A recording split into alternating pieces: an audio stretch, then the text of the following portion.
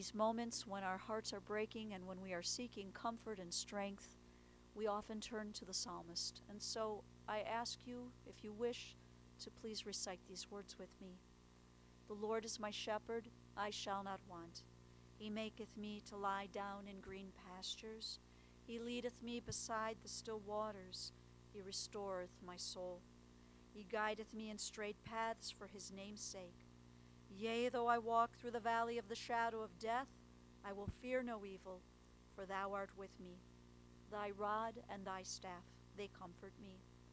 Thou preparest a table before me in the presence of mine enemies. Thou hast anointed my head with oil. My cup runneth over.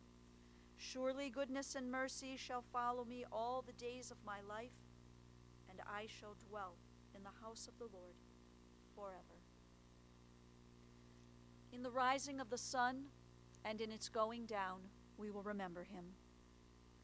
In the blowing of the wind and in the chill of winter, we will remember him. In the opening buds and in the rebirth of spring, we will remember him. In the blueness of sky and in the warmth of summer, we will remember him. In the rustling of leaves and in the beauty of autumn, we will remember him. In the beginning of the year and when it ends, we will remember him. When we are weary and in need of strength, we will remember him. And when we are lost and sick at heart, we will remember him. When we have joys we yearn to share, we will remember him. So long as we live, he too will live, for he is now a part of us as we remember Murray Berlin.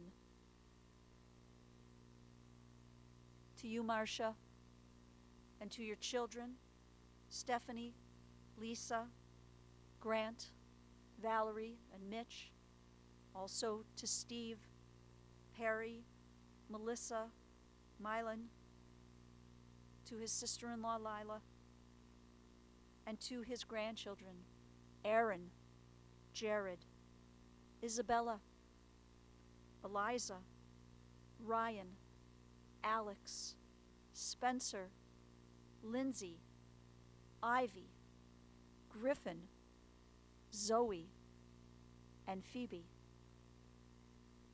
To all the members of the family and to so many dear friends, we've come together today to remember, but also to celebrate the life of your beloved Murray. Our sages in their wisdom have taught us that birth is a beginning and death a destination and life is a journey, a sacred pilgrimage to life everlasting. And so we are here today to share stories of Murray's beautiful journey of 92 years. He was born in 1927 in the Bronx to his Lithuanian-Russian immigrant parents, Louis and Frida Berlin. Murray and his older brother Frank, of blessed memory, were very close. They grew up together during some of the most challenging times in our nation's history. Murray's mother was a homemaker and his father a wallpaper hanger, and they were hardworking people, and this quality certainly rubbed off on their son. He was also greatly influenced by his mother's two sisters, Aunt Hannah and Aunt Jackie. These two women were instrumental in Murray's upbringing. His childhood years had their challenges, but Murray had fun with his brother and his friends playing stickball in the street. And as a teenager, Murray was resourceful as he worked to help support the family. He was, in his earlier teen years, what his family recalled as a furrier courier, running errands for the local furrier, and he worked also at a nightclub known as Irving Plaza, where he checked coats, and then when he was old enough, even bartended. Following his graduation from Taft High School, Murray enlisted in the United States Navy. He was only 17 years old, and he was stationed in the Pacific Theater, working as a radio operator on a Navy cargo ship. Murray served our country for 18 months and was the recipient of 3 medals of recognition. Following the war, he returned home and he attended City College of New York. He went into the workforce in sales. He was a rep for a children's clothing company. His brother Frank worked in the same industry and was living and working in Texas. Murray was assigned to cover an area in the Midwest, which is why he relocated to Cleveland. And now for the most important date of all. In March of 1959, Murray was fixed up on a blind date with Marcia Eisenberg. Marcia, at the time you were a student at the Ohio State University and you were in your last quarter in the School of Nursing. That first date, you remember, he picked you up, he took you out to dinner to a little Italian restaurant in Akron. And Marcia, you recalled that he was handsome and personable and charming. And that night, Marcia, he taught you how to twirl spaghetti onto your fork with the help of a spoon. Marcia, you came home from that very first date. That evening, you walked into the house, your home. You looked your father in the eye and you proclaimed, "I'm going to marry that guy." And 1 month later, in April, you and Murray were engaged. And on June 14th, just a few months after that first date, June 14th, 1959, 2 days after your college graduation, you and Murray were married. Marcia, in the 60-plus years that you and Murray shared together, you enjoyed many beautiful moments. I want to share with you that in the Jewish wedding ceremony, you may recall there's a moment we refer to as the Sheva Brachot, the 7 wedding blessings. And it's in this moment where the bride and groom are referred to with 2 Hebrew words, Re'im Ahuvim. Literally translated, this means loving partners. For more than 60 years, this is what you and Murray were, loving partners. Re'im Ahuvim. Family always came first, and you had a wonderful group of friends. You liked to go out, fine dining, dancing. The 2 of you were beautiful on the dance floor, whether it was at the Inner Circle, the Holiday Inn, the Theatrical, the Shaker House, or any place where Harry Hershey's orchestra was playing. And with those wonderful friends of yours, you enjoyed the monthly gourmet club. And the 2 of you, as you journeyed through life together for 60 years, you also journeyed the world. You visited Paris and London, Amsterdam, parts of South America and the Bahamas, Australia, New Zealand, and the list goes on. And then as Stephanie and Lisa and Grant and Valerie and Mitch, as your 5 beautiful children entered into your world, those traveling plans focused more on the family. I can only imagine all 7 of you piling into the family car, driving to places like Mount Rushmore, Florida, Cape Cod, Texas, Colorado. As a couple, the 2 of you enjoyed playing tennis together, but you also enjoyed standing up for what you believe in. The 2 of you joined forces in campaigning for Barack Obama. Throughout the years, Murray always remained charming. Marcia, he gained so much joy in doing for you. Little things, big things. Whether it was the delicious meals he would cook, and he was quite a cook, or the funny jokes with his sharp sense of humor, those jokes he would share with you, or just the special gifts he enjoyed surprising you. And these gifts were oftentimes for no reason at all, which is actually the best reason. He just loved to shower you with gifts and with his love. The 2 of you were a team, and together you provided for your 5 amazing children. And the fact that Murray was the proud papa of your 12 grandchildren, this did not go unnoticed by Murray. Marcia, he would often turn to you and say, "Marcia, do you know how lucky we are?" And it's true, Marcia, you and Murray together were so lucky and so very blessed. And Murray understood how blessed your lives together have been. The grandchildren have some special memories and remarks about their papa. And I want to thank his granddaughter, Isabella, for compiling all these remarks as she interviewed her siblings and cousins. Isabella said that Murray Berlin's 12 grandchildren have compiled their favorite memories with the grandfather and would like to share them with all of you now. First, from Alex. Alex said, I have 3 very fond memories of Papa Murray. 1, playing card games with him. 2, teaching me to dance in Hawaii. And 3, his first attempt to make me a vegetarian meal by straining out the mince from the lasagna. And Jared recalls the following. I'll always remember going over to Papa Murray's and Grandma Marcia's for dinner, and he would have towels covering the entire floor and chairs so Aaron and I couldn't make a mess.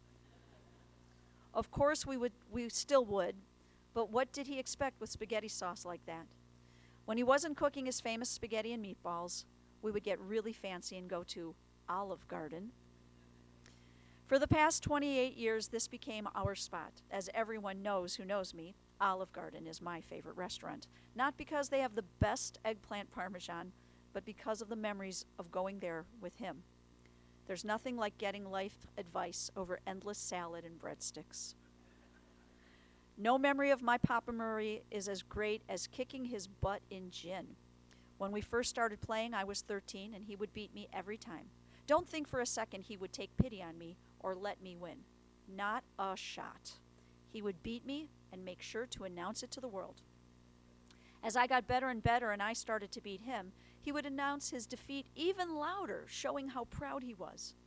I taught my cousins, Ivy and Griffin, how to play, and as this game gets passed down from one generation to the next, it will always be attributed not just to his love of card games, but to the love of his grandchildren. I'm so thankful I had 28 years with such an amazing person. I'll miss his boisterous, infectious laugh so much. Luckily, he passed this crazy laugh gene to my mom. And Jared concludes by saying, I love you, Papa Murray. His granddaughter Zoe said, Papa Murray was so excited to make me his French toast when I came to town. And I didn't want to tell him that I didn't like his French toast. But I loved his corned beef hash. And Griffin shared, I remember playing gin rummy with Papa Murray and having so much fun. Eliza says, whether he was letting me mooch off his National Geographic subscription or turning off his hearing aids to take me to Hot Topic, Papa Murray has always encouraged and supported me.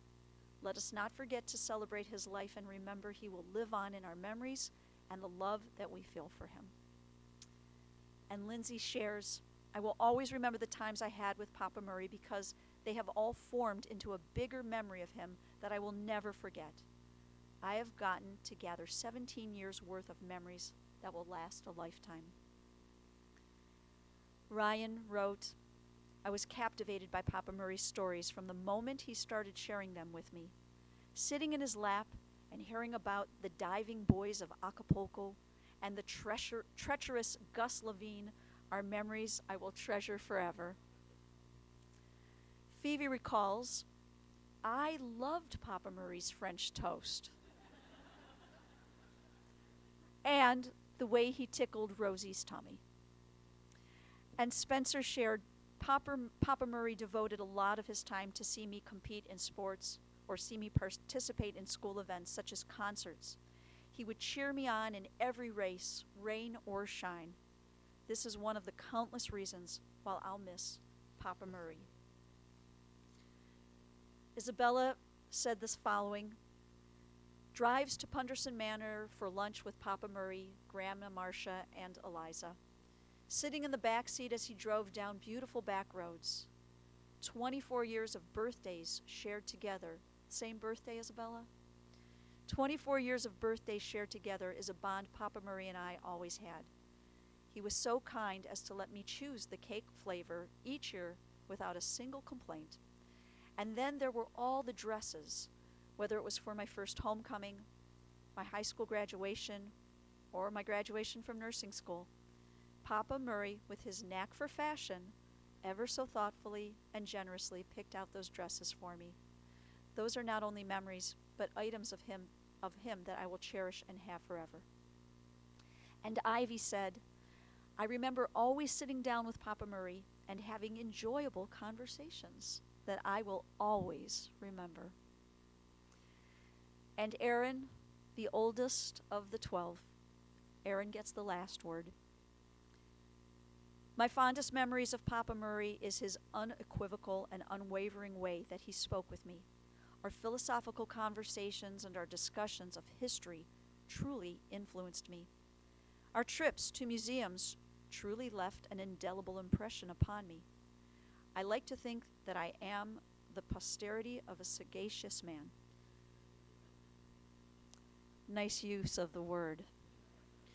Murray was truly a relic, a man who stood by his principles even if it was incongruent with the consensus of a larger group.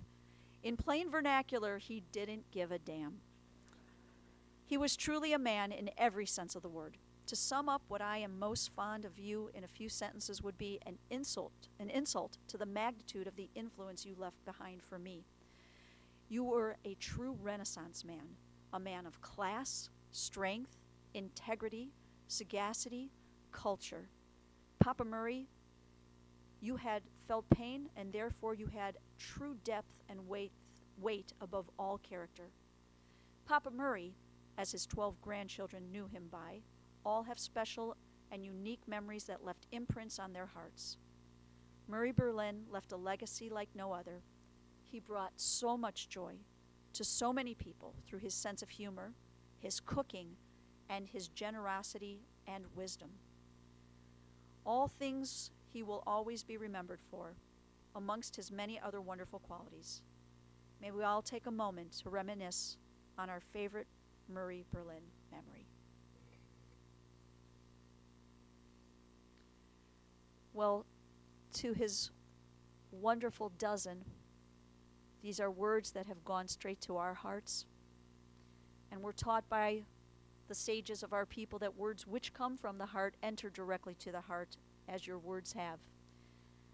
But now I want to call on his 5 children, who all have words in their hearts that they wish to share with us today.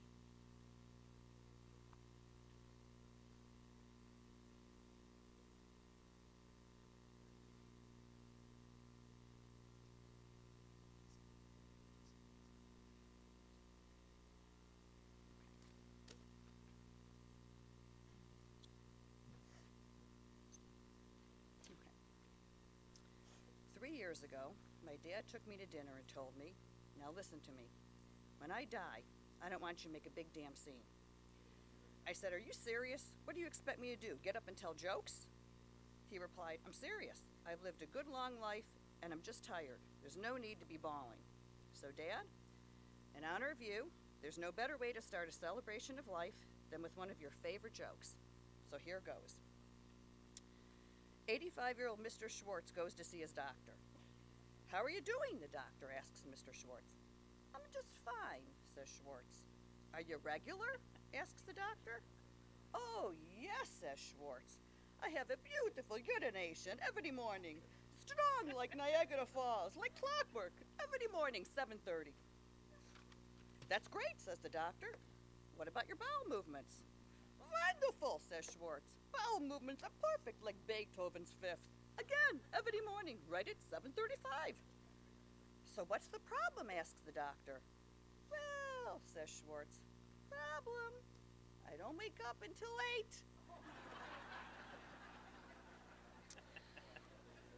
So, they liked it, Dad. So that was one of my dad's favorite jokes to tell, although when he told it, it went on for about 5 minutes. But telling jokes was one of what I'll call Murray's mantras. Mantra number 1, entertain and have fun. He told great jokes and stories, and sometimes the craziest stories turned out to be true. Like he really was on the front page of the Stars and Stripes newspaper on VJ Day, kissing not 1, but 4 beautiful showgirls. After 50 years, we finally found the proof in the photo. His great sense of humor was so infectious because he was also a good sport and could laugh at himself, no matter how many embarrassing stories Mitchell would tell about him. And when we saw Fiddler on the Roof at the full to capacity Colony Theater, The movie ends, nowhere to go. He starts in the aisle singing, "If I Were a Rich Man," with full body movements, and the couldn't move because there was too packed, and we all had to just stand there and be mortally embarrassed. But he didn't care. He was being Murray. He loved to watch Turner Classic Movies, and he was quite sure that all of his favorite movie stars were either Jewish, married to a Jew, or directed by a Jew. James Caan, he's Jewish, he would tell us. And so is Paul Newman, and Kirk Douglas, too. Now, he did try to claim Robert De Niro, but we had to prove him wrong and tell him not Jewish. Murray's mantra number 2, driving was often the best part of a vacation. As we all know, our dad loved driving. And every driving vacation started out with meticulously packed picnic of deli sandwiches and cream cheese and jelly on raisin bread packed in the wicker picnic basket with a green thermos. We couldn't wait to stop and indulge. We picked out our favorite foil-wrapped sandwiches.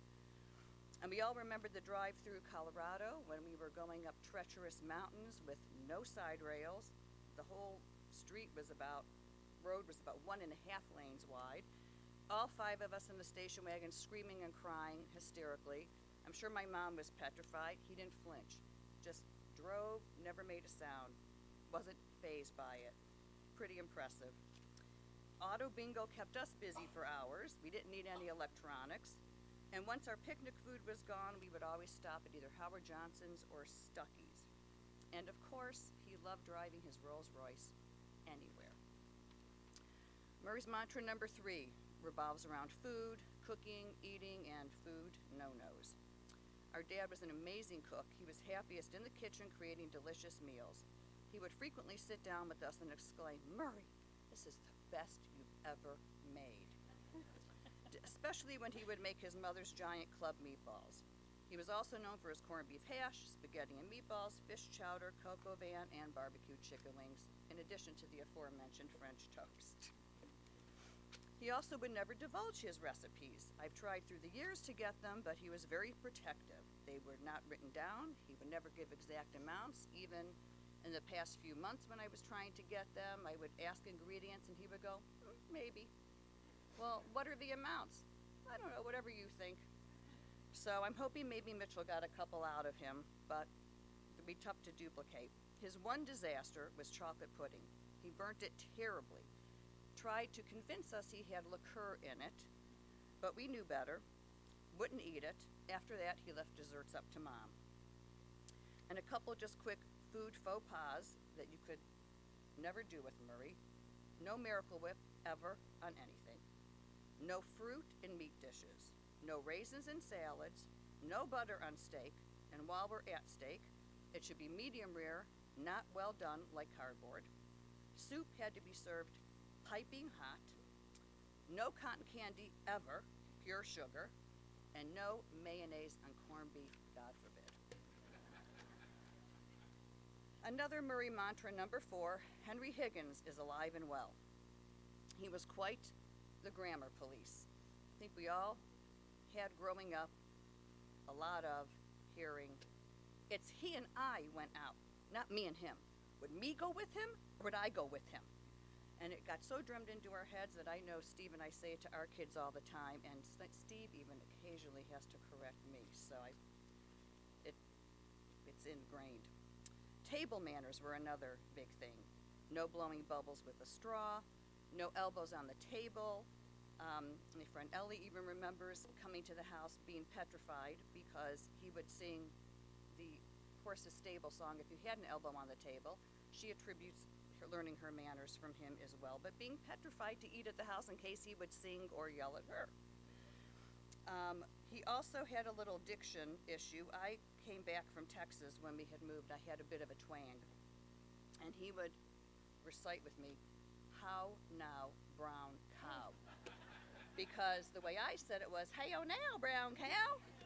And being from the Bronx, that didn't sit too well, so we had dictions until I could get it correct. And lastly, he was known for his great fashion sense, and he did buy me several outfits to start my first job with, complete with matching shoes, so that I could be dressed for success.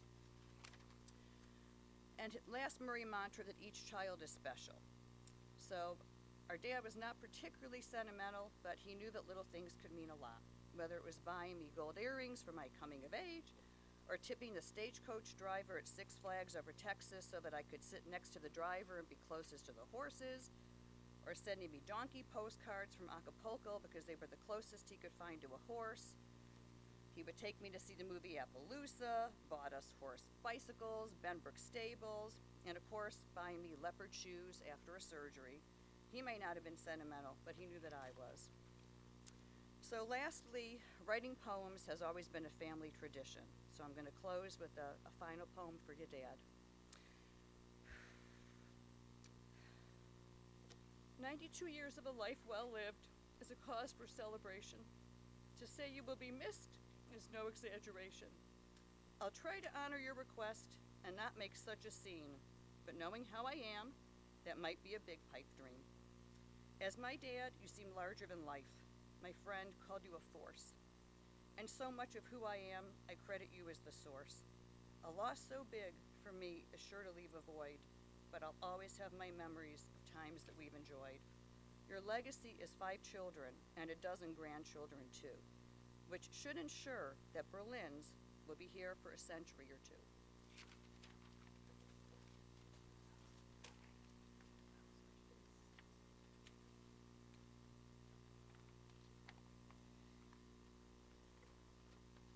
Wow, there are countless memories to choose from in the Murray Berlin archives. And while Stephanie spoke about many of her meaningful moments with Dad, beginning from her childhood, I'm more inclined to talk about my memories of Dad from the more recent past, particularly from the time my partner Perry came on the scene. And, unlike Stephanie, I will be quite succinct, to leave time for the 3 siblings that come after me. Mom and Dad and Perry and myself and my kids in the later years have spent a fair bit of time together doing what Dad always did best, holidaying. California, Sedona, Niagara Falls, Hawaii, and many places throughout Australia. But despite all of our fabulous travel tales, one of the most notorious stories from the Murray Berlin archives, and the one I'm going to share with you today, happened here in Cleveland in the early days of Perry and Murray getting to know each other. Setting: Mom and Dad's apartment at the Chelsea at Shaker Heights. Date: sometime in early June 1990. Perry and I were in town from California. It was a couple of days before our Jewish wedding. Characters: myself, Perry, Mom and Dad, and 2 other supporting actors. Now, most Murr stories revolve around food, but food was not a central character this time. In fact, when asked years later, none of the players had any recollection of what we ate for dinner that night. Well, the stars of the show that evening were definitely Murray and Perry. Not really such a surprise to those of you who know them well. Mom and I were really just the audience, and we did a great deal of laughing and eye-rolling that night. They were very entertaining. The supporting actors that featured that night were none other than Glenn Levitt and Remy Martin. And poor Glenn, he started out so full of life and unopened, and was completely drained by the end of the evening. They had a good crack at Remy Martin as well. Eventually the evening ended and we all went to bed. Then, at approximately 2:30 in the morning, I woke with a start as the whole apartment shook. I jumped out of bed, shook Perry awake, and screamed, "Earthquake! Earthquake!" After all, we'd been living in California for 18 months. Then I came to my senses, realized where I was, and remembered that Cleveland doesn't have earthquakes. So I ran into Mom and Dad's room to see if everything was all right. And when I asked Mom, she looked at me and just started laughing and said, "Don't worry, honey. It was just your father. He fell out of bed." And that is the story from the Murray Berlin archives that will forever be known as the Murrquake. And now for the middle one. Screwed up one in the middle. Not those, thank you. I have a little bit of pride. So, mine's a little bit longer. Thanks for moving time. So, when reflecting on mortality, it's only natural to think of legacy. And taking a straight line accounting of Murray Berlin's life is relatively easy. One wife, 5 kids, 5 children-in-law, and 12 grandkids. But it's not that simple. Obviously, nobody's life is that simple. And his legacy goes far beyond just that straight line accounting.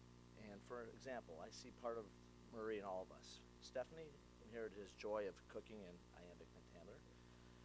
Lisa and my father both enjoyed a lot of travel and steadfast determination. Me, well, clearly I inherited his good looks, his charm, his intelligence, his high cholesterol, and his humility. Valerie and he both share a very quick wit and the ability to dissect a problem and convince a skeptical audience. Mitchell, well, let's be honest for a moment. We're not even quite sure where Mitchell came from. So, as we gather to say goodbye to our father over the last several weeks, we obviously individually started to reflect on how he influenced and impacted our lives. Like every relationship, I had my ups and downs with him, good times, bad, funny times, and sad, but there were countless unforgettable memories, and 2 of them I'd like to share with you. So, the first one starts like this. Despite an almost religious adherence to a healthy diet, an equally rigorous workout regimen, my father was convinced that every day over the last 20 years would be his last. So to that point, he decided about 20 years ago to gift Mitchell and I watches so we could enjoy them while he was alive rather than inherit them when he was gone. Now, we all know parents don't play favorites, and fathers certainly shouldn't play favorites with their sons, but the watch he gave me was a classic timepiece. It was 50 years old. He had it that entire time, and that's what he gave to me. He gave Mitchell a new watch, very nice, but brand new, so, without any sentimental value whatsoever. So, I am the keeper of the legacy. So, unfortunately, the watch needed a little bit of TLC when he gave it to me. The crown was broken. For those of you who don't know, the crown is what essentially winds the watch, and without it, the watch is pretty much useless. So I took the watch to our local jeweler, who looked at it and looked at some more and said, Grant, we can't fix this. We have to send it back to a watchmaker in Switzerland. Okay, it's a legacy piece. That's fine. Do what you got to do. So after about holding my watch hostage for about 6 months, the watchmaker got back to the jeweler and said, because it's such a classic timepiece, and we don't make that crown piece anymore, we have to manufacture it. Okay, well, it's going to cost X dollars. Well, that price tag was multiple times my father paid for the entire watch originally. But given that it was a legacy, I said, do what you got to do. They fixed the watch, I paid the ransom, and off I went. So about 2 years later, I'm on the road traveling, and lo and behold, the crown breaks again. So I come back from my road trip, go into the jeweler, and they said, yeah, it's definitely broken again, and we have to send it back to Switzerland. I said, okay. And I said, the worst part is the warranty expired 7 days ago while you're on the road. So it's going to cost you more money to pay for the repairs. So there was they got the watch back, and then another piece broke. And that piece had a 3-year warranty. Now, I've had the watch for about 20 years, as I mentioned. The watch has now been over across the pond and traveled to Switzerland about 5 times. Miraculously, each time, the watch knows exactly to the date when the warranty expires. Whether it's 2 years, whether it's 3 years, it always waits till after the warranty. So each time it's gone back to Switzerland, it's cost me more and more money. But again, it's a legacy, it's an heirloom, so I am the keeper of that legacy. So it's important that I continue to pay for that watch, even though I could have bought 10 new ones by now. So what's the point of this story? Well, is it that you should take care of a legacy heirloom? Yeah, that would be nice and sweet, but that's not the point. The point is, my father did have a favorite son. It was the one he gave the new watch to that never breaks. So, the other story involves something that my father and I like to do together, which was play Scrabble. We didn't have a lot of interests and hobbies in common, but this was one of them. And for those of you who know or have ever played Scrabble with Murray or know the game, he liked to struck a really tight board, seeing how many words he can make with each turn rather than kind of spreading the board out. And to say that we were both a little bit competitive is a little bit of an understatement. So one day we're playing, and he's just destroying me. He's up by 120 points. The bag is out of tiles, so we're just finishing out the string here. It's a miserable experience. I'm getting crushed. And trust me, he'd like to remind me how he was crushing me. So it was his turn. He puts down a few tiles, gets about 10 points. He has about 2 or 3 tiles left in his hand. He's now up by 130. So what transpired next left my father with equal parts shock, disappointment, and pride. Now, as has been mentioned in some of the tributes earlier, my father was actually a very good sport and liked to memorialize things as well. So about 6 or 7 weeks after that game, he calls me up. He says, "Grant, can I come over and have something for you?" "Sure, Dad, come on over." So he comes in the house and he proceeds to present me with a professionally drafted, framed ode that he had written to commemorate that Scrabble game. And the ode goes like this: "To Grant Berlin, for his outstanding gamesmanship and his triumph in remarkable Scrabble play, when he tripled with all 7 letters in the last move of the game, utterly vanquishing his poor old father Murray, who gave Grant life, love, education, great genes, and finally the one thing he had left, his pride, prompting Murray to spend the rest of his days drinking tequilas and seeking God." Now, given his penchant for the written word, I think Dad actually got a kick out of the fact that he actually wrote part of his eulogy. So, in closing, when a friend of mine heard about my father's condition, he sent me a video clip from the show Billions. Now, I've never watched the show, but the clip is 2 men standing over a burial plot discussing the recent passing of a colleague. And they're having a conversation that goes like this: "Dying in your 30s is tragic, as is your 40s. 50s, such a shame. 60s, it's too soon. 70s, well, that's a good run. 80s is a life well lived. 90s, well, I cleaned this up a little bit. That's a hell of a ride." So going back to the Scrabble game, the word I defeated my dad with was the word tequilas. So for those of you who can't see, this is a bottle of Jose Cuervo. And I know it's early. It's, well,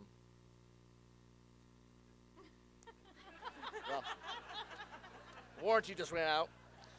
So, Dad, I know wherever you are, you have no idea what time it is wherever you are because Mitchell and I have your watches. But here's to you. You had a hell of a ride.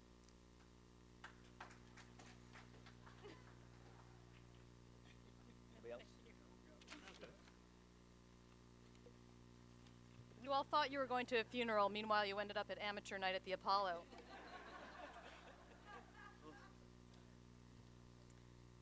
They say great stories happen to those who can tell them.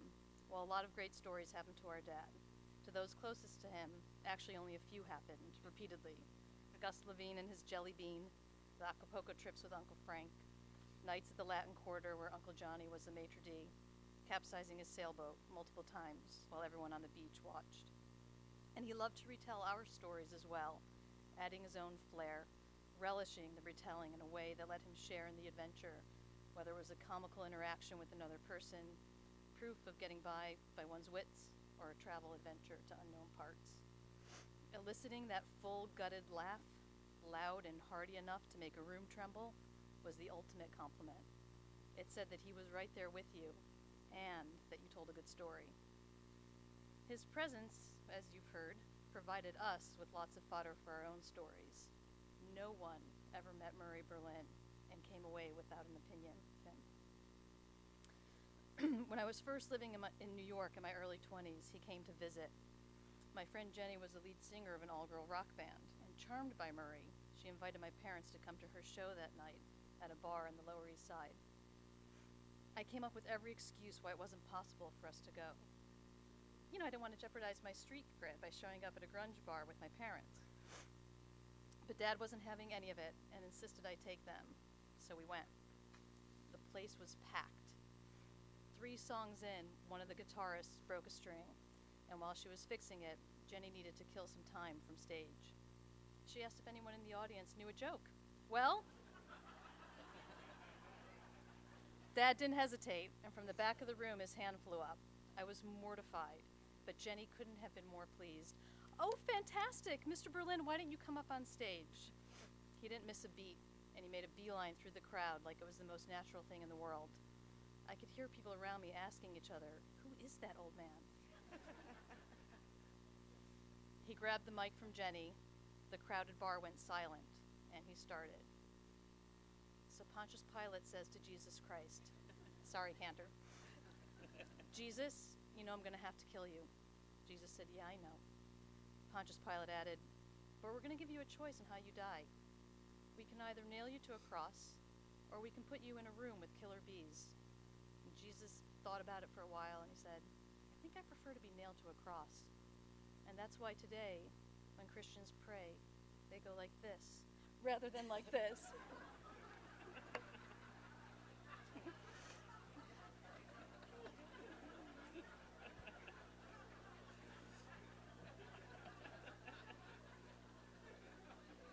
The audience roared.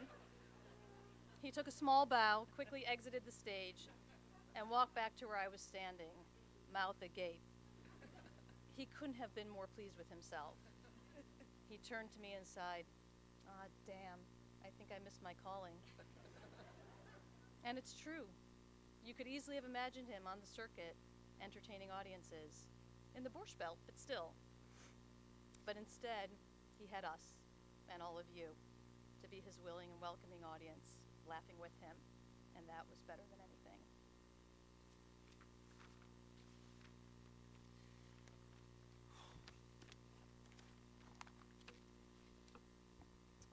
First of all, thank you all on behalf of my brothers and sisters, my mother, for being here today for us.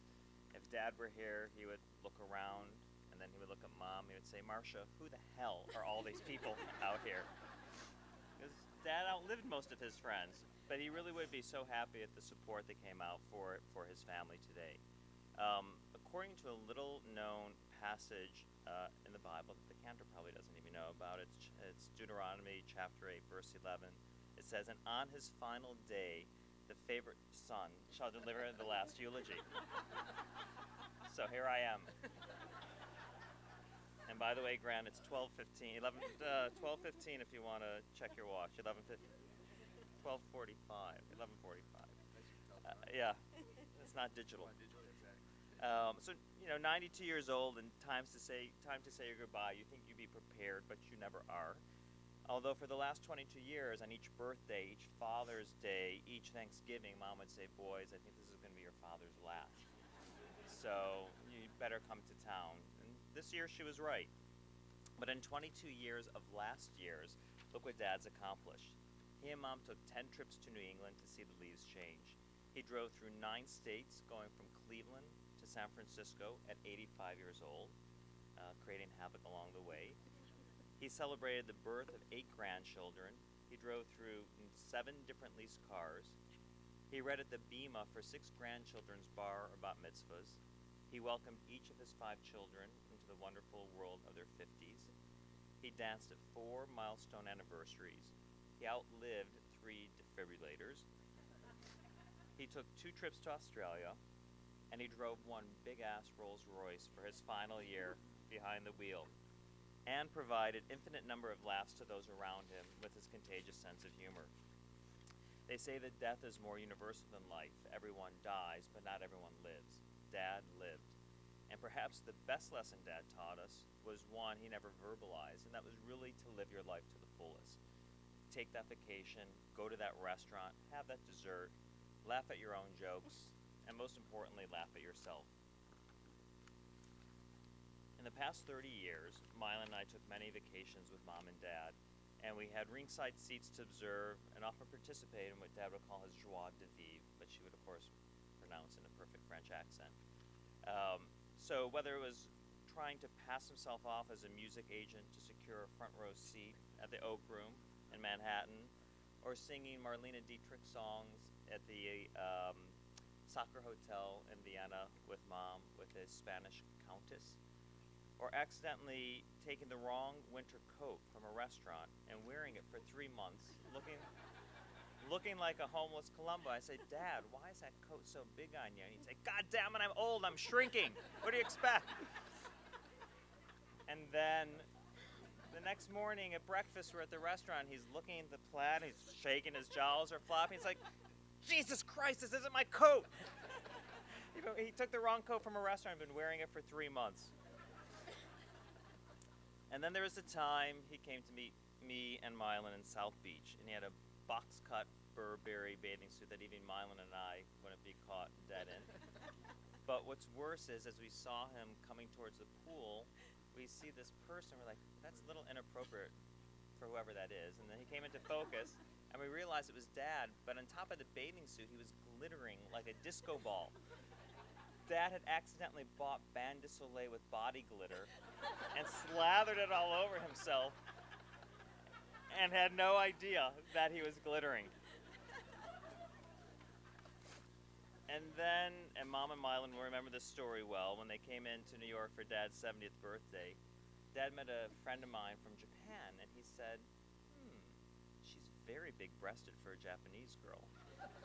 And I said, uh-huh. And he said, in the voice of a social anthropologist, what is her name? And I said, her name is Akiko. And he said, Akiko who? And I said, Akiko Tubazumi, Dad.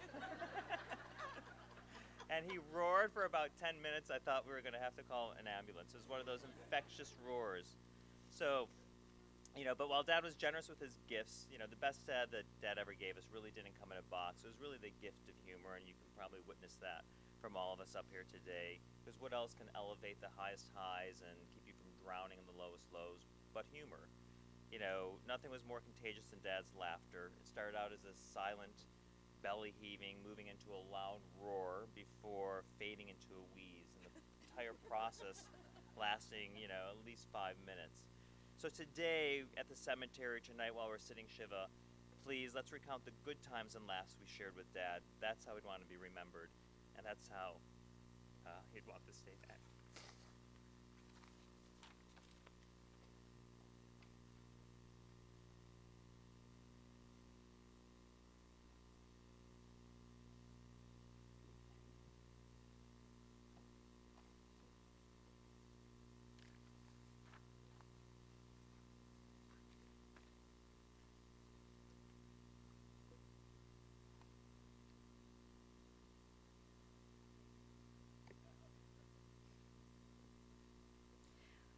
When I come to the end of the road and the sun has set for me, I want no rights in a gloom-filled room.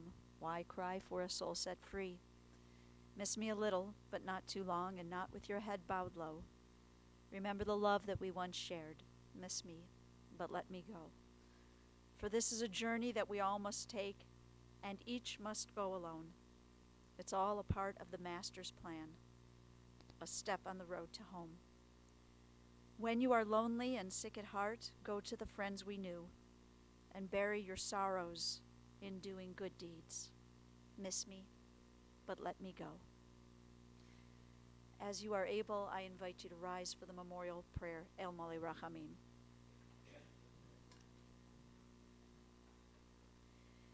El Mole Rachamim, Shochen Bamromim, Hamsei Menucha Nechona Tachat Kanfech HaShechina, במעלות קדושים וטהורים, כי זוכר הרקיע מסעירים.